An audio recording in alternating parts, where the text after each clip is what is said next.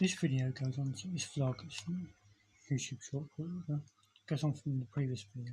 That's it. This is where I got to one.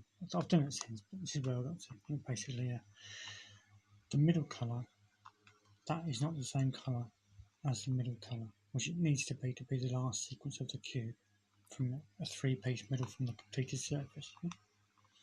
Obviously, they're all, that's it.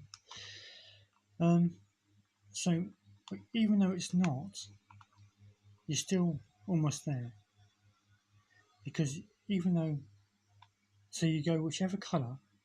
So there's only one orange, one blue, but there's a green and a green. So whatever one you've got the two colours of, you put that colour into there, three-piece middle move from there.